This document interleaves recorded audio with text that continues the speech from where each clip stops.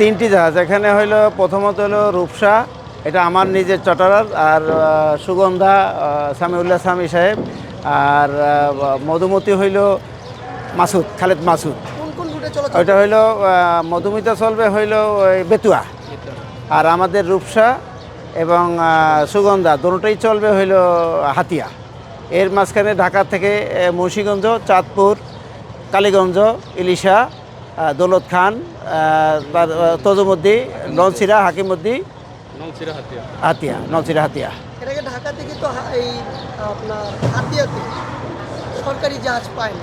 এখন যাত্রীরা মানে আপনার মতামতে কেমনটা আমরা আসলে ওই এলাকার মানুষের দুর্ভোগ দেখে নিজে চোখে দেখছি, অনেক দুর্ভোগ চলাচলের জন্য।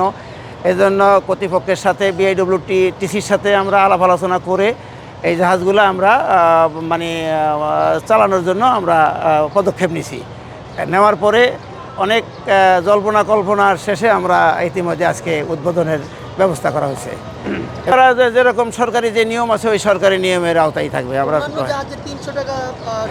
না অন্যান্য জাহাজ বলতে কে বেশি নিল কে কম নিল সেটা আমি বলবো না। আমরা সরকারিভাবে সরকারি নিয়ম অনুযায়ী নিয়ম মতই চলবে। আমরা সরকারি থেকে একটু কম নেয়, আপনারা কি কম নেবেন?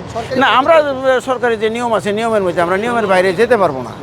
কারণ হইলো এটা আমাদের অনেক বড় জাহাজ, খরচও বেশি, লোকবলও বেশি, সব কিছু বেশি।